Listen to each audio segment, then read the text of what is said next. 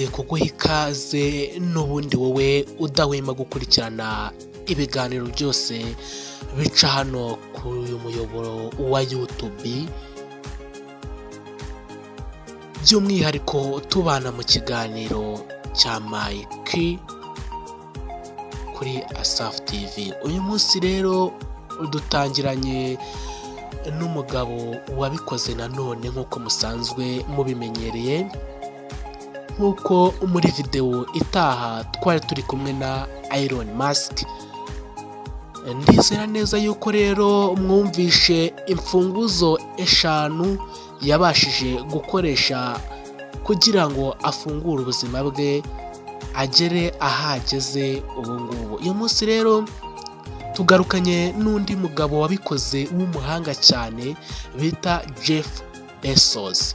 Jeff Bezos ni amabanga 5 yatumye atsinda tugiye kuvugaho.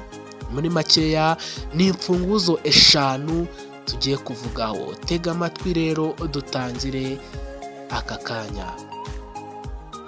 Reka dutangirane n'inkuru yacu ntoya. Hari umuntu watangije business mu igaraje ritoya cyane. Nyuma y'iyo business ibimwe mu zikomeye ku isi. Uwo ni Jeff Bezos. Mu kiganiro cyacu rero ucyuyu munsi cya Mike urufunguzo rwanjye, turarebera hamwe ubuzima bwa Jeff Bezos n'amabanga 5 yamugize umwe mu bakire bakomeye hano ku isi. Ndizera neza yuko tugiye kubana muri iki kiganiro, kuko icyanyuma ndabizi neza ko aricyo kiri buhindure ubuzima bwawe. Reka dutangire n'urufunguzo rwa mbere. Urufunguzo rwa mbere: gukurikira amahirwe. Kubera iki? Jeff Bezos yakoraga akazi keza mu kigo cyiza, mu kigo cy'imari, ariko yabonye ko internet cyangwa se internet iyi ngiyi dukoresha iri gukura cyane ndetse iguhuza n'abantu bakure cyane.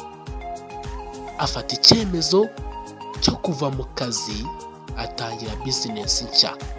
Uwo ni Jeff Bezos. Ako kanya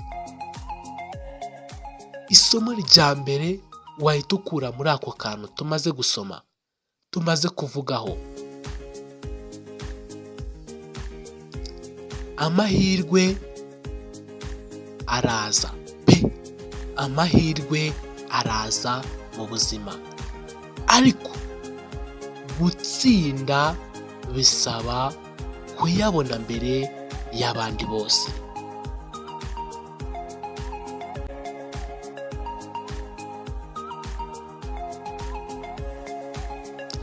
Reka twikomereze rero n'urufunguzo rwacu rwa kabiri: gutangira gake gake.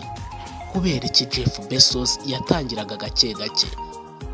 Yari afite uruganda runini, cyangwa se uruganda rwakorerwagamo amamodoka, amamoto, ndetse rwari igaraje. Yatangiye agurisha ibitabo gusa kuri internet. Ako kanya akimara kuva mu kazi aho bamukoreshaga, yese atangira kugurisha ibitabo kuri internet muri business ye yatangiye. Ako kanya rero isomo cyangwa se urufunguzo rwa mbere ndahita nkuhereza: ntugomba gutangira ufite byinshi. Gutangira ni gake gake. Reka twikomereze n'urufunguzo rwacu rwa gatatu: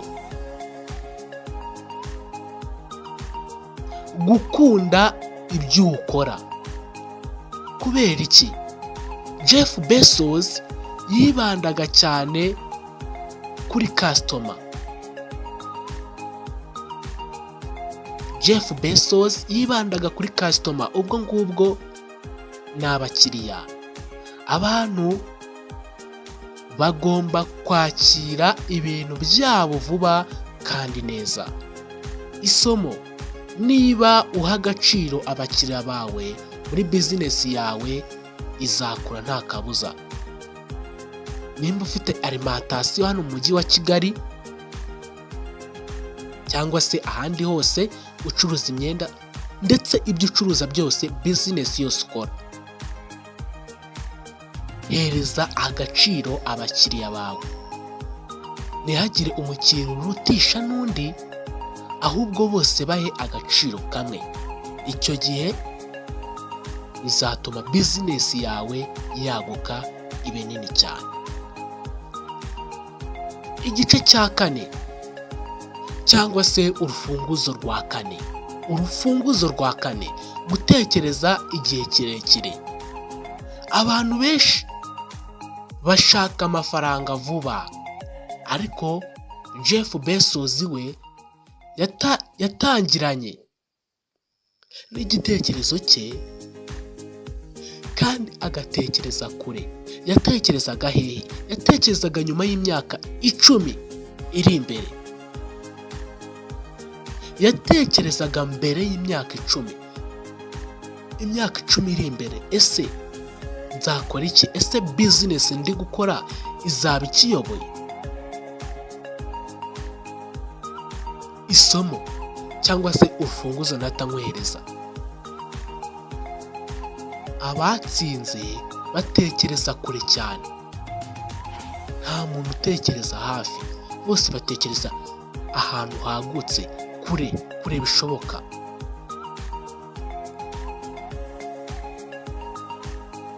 Urufunguzo rwa nyuma rwa gatanu: kutigera ubireka, gucika intege. Mu ntangiriro abantu benshi bavugaga ko Amazone itazatsinda, ariko Jeff Bezos we yakomeje gukora kugeza aho Amazone ibereye kampani nini cyane kandi ikomeye hano ku isi.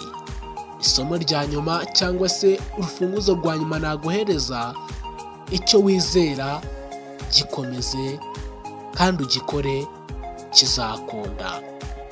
Ubwo rero niba hari isomo wigiye kuri Jeff Bezos, andika muri komenti undi muntu twazagarura tukamuvugaho, tukavuga imfunguzo 5 yakoresheje nk'uko tumaze kuzivuga kuri Jeff Bezos.